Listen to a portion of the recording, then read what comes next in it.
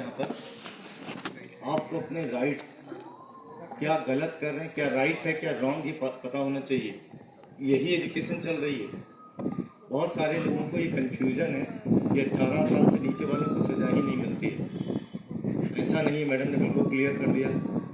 मैं आप लोगों की तरफ से मैडम से भी पूछना चाह रहा हूँ कि जो अभी तक मुझे जानकारी थी कि ज़्यादातर बच्चे जब पहली बार तो अरेस्ट नहीं किया जाता बच्चों को, और महिलाओं को चाहे शाम के 7 बजे के बाद अरेस्ट नहीं करते हैं, 6 बजे के बाद अरेस्ट नहीं करते हैं। ऐसा कानून है। गवर्नमेंट सर्वेंट को और बच्चों को पूछताछ के लिए थाने नहीं बुलाया जाता है, बल्कि खुद पुलिस वहाँ पर जाती है। अब तो मैडम हमारे साथ सामने है, मुझे बहुत खुशी हो रही है। मैडम SI है यहाँ पर, जोरदार तालियां स्वागत कीजिए।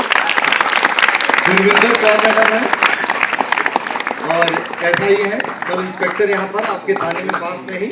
और आज हम इनसे जरूर बात करेंगे कि कुछ ये ऐसी बातें बताएं जो आप पूछना चाहते हैं।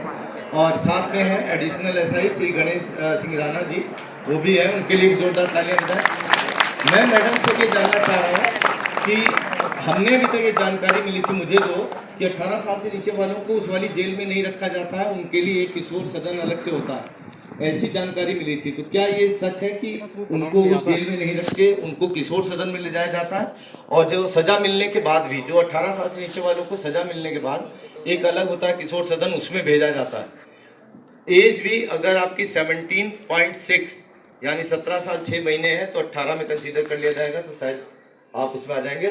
17 साल 6 महीने से नीचे वाले लोग के लिए अलग कानून है, जो मैंने आपको जुवेनाइल कोड बताया, वो तरीका पहले बताया है।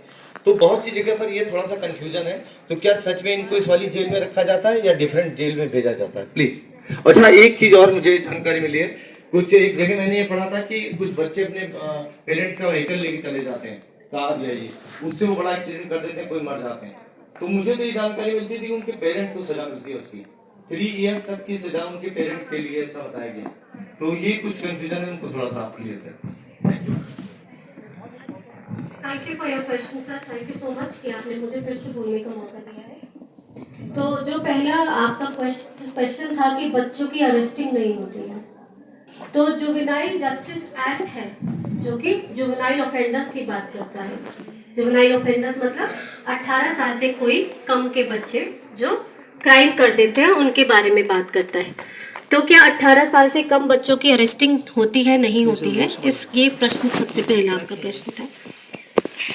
तो इसमें कैटेगरी ऑफ ऑफेंसेस दिया गया है, पेटी offences, serious offences, heinous offences. जो हमने आपको पॉक्सो एक्ट, NDPS एक्ट के बारे में बताया, ये सब के सब आपके हीनियस ऑफेंसेस में आते हैं। जब हम हीनियस ऑफेंस की बात कर रहे हैं तो हीनियस ऑफेंस में पुलिस को राइट दिया गया है कि वो अरेस्ट कर सकते हैं।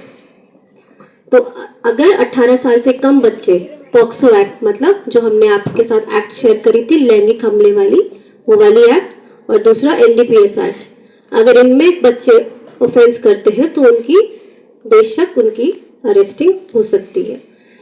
दूसरा आपने बोला कि इन बच्चों को किसी और किशोर सदन में रखा जाता है या प्ले